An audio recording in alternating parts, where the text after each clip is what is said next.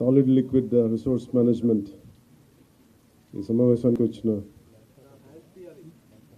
Swachhandhra corporation అధికారులకి, పంచాయతీరాజ్ అధికారులకి, rural water supply అధికారులందరికీ, అలాగే principal secretary PR Shri Shashibhushan గారికి, మెంబర్ సెక్రటరీ శ్రీ కన్బాబు గారికి, అధికారులందరికీ పేరు పేరున నా హృదయపూర్వక నమస్కారాలు, అభినందనలు. ఇక్కడికి వచ్చిన మీడియా సోదరులందరికీ, పెద్దలకి నా హృదయపూర్వక నమస్కారాలు, ఆహ్వానం పలుకుతా ఉన్నాం. ఈ solid and liquid resource management concept గత మనందరికీ కూడా రోడ్ల మీద వెళ్తున్నప్పుడు చెత్త అనేది మనం ఒక దైనందిక జీవితంలో ఒక భాగం అయిపోయింది. దాన్ని తీలే. ఈరోజు మీకు ప్రజెంట్ చేసిన ఈ సినారీ మొదటిసారి కాదు, ఇది ప్రతిసారి ప్రతి ప్రభుత్వం ఒక ప్రయత్నం చేసేది. కాదు ఇది ప్రత్యేకించి మేము ఎందుకు దీన్ని కొంచెం కమిటెడ్గా తీసుకెళ్ళాలి అని అనుకుంటున్నాం అంటే, మన దేశం నదులకి, సాంప్రదాయాలకి చాలా విలువ ఇచ్చే దేశం ఇది. నీటి వనరులకి, నీరు కనిపిస్తే దాన్ని గంగాజలం అనుకుంటాం. ఏ మూల చిన్న బావి కనిపించినా దాంట్లో మంత్రోక్తం చేసి దాన్ని గంగాజలం అనుకుంటాం. మనం బేసిక్గా పంచభూతాల మీద మనకు చాలా గౌరవం ఇచ్చే సమాజం ఇది. కానీ దురదృష్టవశాత్తు అది పూజా పునస్కారాలకే అది పరిమితం అయిపోయింది, కానీ దైనందిక జీవితంలో ఇది రావట్లేదు.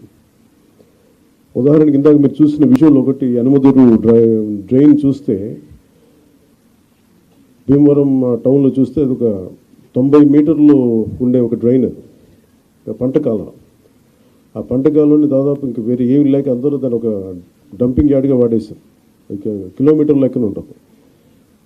అందరూ అక్కడ వేసేయటం, అది ఏం చేస్తారు, మళ్ళీ వర్షాలు వచ్చేటప్పటికి అది మొత్తం వర్షాలు వస్తే కొట్టుకెళ్ళిపోయి మళ్ళీ సముద్రంలో కలిసిపోతూ ఉంది.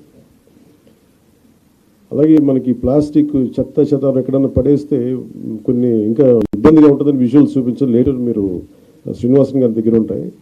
ఈ ఆవులు కూడా ఈ ప్లాస్టిక్ కవర్లు తినేసి కడుపు నిండా దాదాపు ఒక 5 కేజీలు 25 కేజీలు కడుపులు ఉండిపోయినాయి. వాటికి దారుణంగా చచ్చిపోయి అలాంటి పరిస్థితులు కూడా ఉన్నాయి.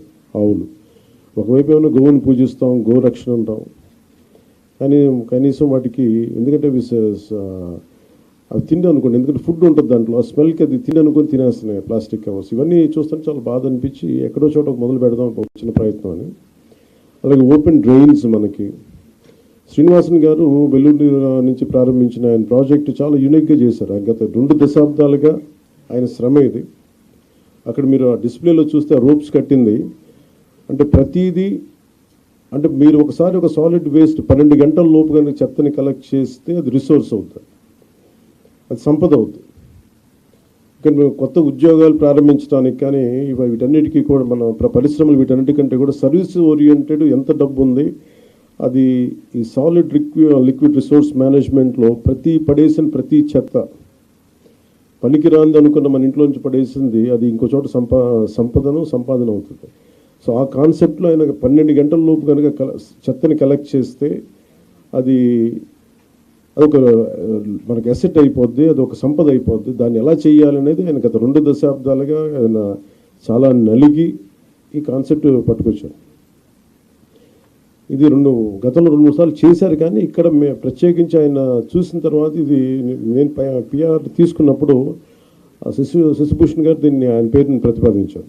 సో ఆయనతో కూర్చొని మాట్లాడినప్పుడు నిజంగా చాలా బాగుంది. కానీ మనకున్న సమస్య ఏంటంటే కల్చరల్లీ చెత్త అనేది మన సంబంధం లేదు. మన వస్తువులు వాడతాం, పడేస్తాం తప్ప క్లీనింగ్ అనేది మటుకు అది మనకు సంబంధం లేదు, అది ఇంకొకళ్ళు వచ్చి చేస్తారనేది ఒక కల్చరల్ ఇష్యూ. ఇది ఈరోజు మేమందరం ప్రయత్నం ఏంటంటే ఒక ప్రయత్నం చేస్తున్నాం. ఎంతవరకు సఫలీకృతం అవుతాం ఇవన్నీ అనేది మేము ముందుగా దీన్ని పిఠాపురంలో ప్రారంభిద్దాం దీన్ని, ఎందుకంటే నా కంట్రోల్లో కంప్లీట్గా ఉంటుంది కాబట్టి ముందు ఆ ప్రయత్నం చేద్దాం. అక్కడ దాదాపు 54 పంచాయతీలు ఉన్నాయి, అక్కడ 2 మున్సిపాలిటీలు ఉన్నాయి, కొలప్రోలును పిఠాపురం. సో ఇక్కడ ప్రారంభిద్దాం ముందు. దాంతోపాటు ఇది 2 రకాలుగా ప్రతిపాదిస్తున్నాం. ఒకటి, ఇలాంటి సెల్ఫ్ హెల్ప్ గ్రూప్స్ ద్వారా ఒక 6 మంది ఉండి, ఇప్పుడు మీరు ఇందాక చెప్పిన విధానంగా వాళ్ళ ద్వారా కలెక్ట్ చేయడం, ఎవ్రీ డేకి రోజుకి 2 సార్లు ఈ చెత్తని కలెక్ట్ చేయడం, మన ఎక్కడైతే సెపరేట్ చేస్తారో ఆ యూనిట్స్కి పట్టుకెళ్ళడం. ఇది ప్రజలు కూడా బాధ్యత తీసుకుంటే అవుతుంది. కేవలం మేము పడేయటమే మా బాధ్యత అంటే సెగ్రిగేషన్లోనే చాలా చాలా బాధ్యత తీసుకోవాలి. అది ఒక ప్రయత్నం చేస్తుంది. ఈ కల్చర్ మనం ఇంజెక్ట్ చేయకపోతే భవిష్యత్తుకి ఇది మనందరికీ మనకి చాలా ఇబ్బందిగా పరిస్థితులు వస్తాయి. ముఖ్యంగా మీరు ఎక్కడ చూసినా సరే any water body any canal కనిపిస్తే మొత్తం డంపింగ్ యార్డ్లా అయిపోయింది. ఒక చిన్న పంట కాలువలు స్వచ్ఛంగా పారాల్సిన పంట కాలువల్లో ఈ చెత్త చెదారం వేసేసేటప్పటికి ఇది నాకు అన్ని చోట్ల కనిపిస్తూ ఉంది. దీన్ని పిఠాపురంలో నాకు దాన్ని తీసుకెళ్ళాలి, పైలట్ ప్రాజెక్ట్గా చేద్దాం దీన్ని. అలాగే ఇండివిజువల్స్ కూడా దీన్ని చేయొచ్చు, ఇంక్లూడింగ్ ఒక అపార్ట్మెంట్లో సముదాయం కావచ్చు, ఇండివిజువల్ హౌస్ కావచ్చు, వాళ్ళకు కూడా దీన్ని గ్రూప్గానే కాకుండా ఒక 250 ఇళ్ళకే కాకుండా వ్యక్తులుగా కూడా ఒక కుటుంబం చేయాలనుకుంటే ఏం చేయొచ్చు, అలాంటి ప్రతిపాదనలు కూడా శ్రీనివాసన్ గారి దగ్గర ఉన్నారు. వీటికి ముందస్తుగా మేము చేయదలుచుకుంది ఏంటంటే ఒక మాస్టర్ ట్రైనర్స్ని తయారు చేద్దాం. ఒక 50 మంది నుంచి 70 మంది మాస్టర్ ట్రైనర్స్ని తయారు చేసి ఈ కాన్సెప్ట్ని ఎక్కువ మందికి అర్థమయ్యేలా చెప్పి దీన్ని ముందుకు తీసుకెళ్ళాలి. దాంట్లో భాగంగా మిమ్మల్ని అందరినీ ఇక్కడ పిలవడం జరిగింది. If you go into detail, ప్రతి డీటెయిలింగ్ వెళ్తే నిజంగా అందరం కలెక్టివ్గా అనుకుంటే ఖచ్చితంగా పాసిబిలిటీ చేయొచ్చు.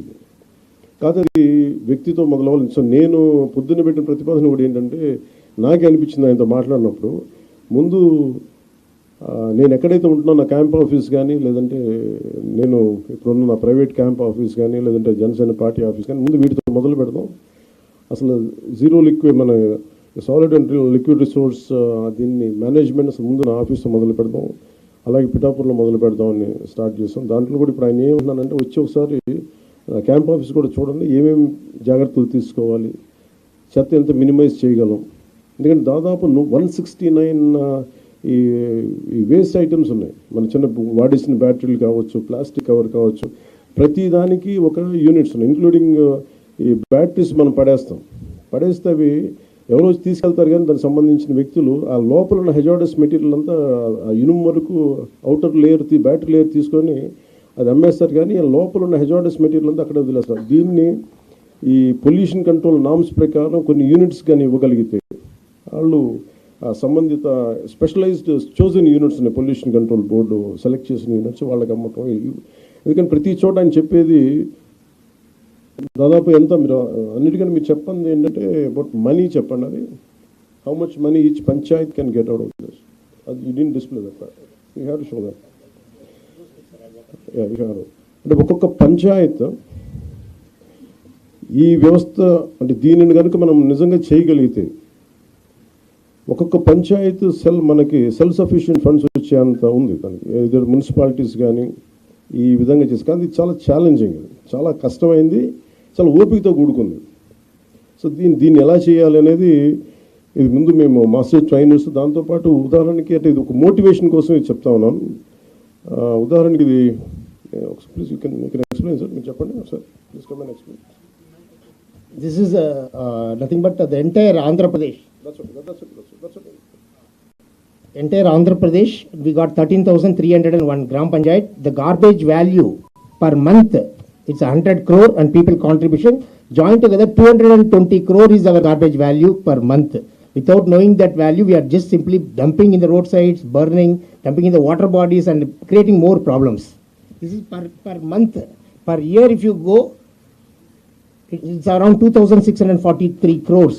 It will be generated only in rural area. It's not urban, only rural. Through this, 2.45 lakhs women self-help group members per month, 9,000 rupees they will get. That much of people, we can generate jobs, non-stop resource which is going to come. ఒక రూరల్లోనే అంటే దీంట్లో ఎందుకు ఇది చాలా విలువైంది చెత్త అనడానికి ఏమంటే మనం పడేసి చెత్త ఎంత విలువైందని చెప్పడానికి దాదాపు 2,643 కోట్ల వర్త్ ఇన్కమ్ జనరేట్ చేయగలిగేది. అలాగే దాదాపు 2,50,000 మందికి ఇది ఉపాధి కల్పిస్తుంది. సో దీన్ని చేయడం అంటే ఒక కల్చరల్ చేంజ్ పట్టుకోవాలి. దీనికి ఆ ప్రయత్నం మేము చేస్తున్నాం. ఆ ప్రయత్నంలో సక్సెస్ సాధించాలని కోరుకుంటున్నాం. అలాగే మీ సలహాలు, మీ సూచనలు ఏదైనా ఉంటే want to be a part of this మనకి స్వచ్ఛాంధ్ర కార్పొరేషన్ ద్వారా దీన్ని ముందుకు తీసుకెళ్తాం.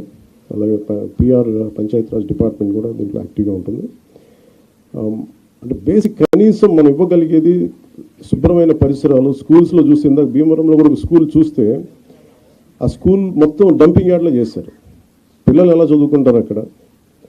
అలాంటి పరిస్థితులు, అందుకే స్కూల్స్ పిల్లలు కూడా రావడం మానేశారు. సో అలాంటి చోట తిరిగి to reclaim the intended purpose కోసం కట్టిన బిల్డింగ్ని ఎలాగ రీక్లెయిమ్ చేయాలి, వీటన్నిటి మీద ఒక ప్రయత్నం జరుగుతుంది. సో దాంట్లో భాగంగానే ఈ మీడియా ఇంటరాక్షన్. సో ఒకసారి మీరు మీ సహాయ సహకారాలు కావాలి. ఇట్ ఇస్ మోర్ ఆఫ్ కల్చరల్గా ప్రతి ఒక్కరికి దీని అవగాహన పెంచాలి. నేను మీడియా నుంచి వచ్చిన మీ సన్నిహితులకి మిత్రులందరికీ నేను కోరుకుంటాను, ఈ అవగాహన మీరు కొంచెం సగటు మనిషిలో కానీ పెంచగలిగితే మీ ద్వారా, మీ మాధ్యమాల ద్వారా, అది నిజంగా మాకు ఒక మోటివేషన్గా ఉంటుంది. మనకి మీ సహాయ సహకారాలు కోరుకుంటూ సెలవు తీసుకుంటాం. Thank you sir.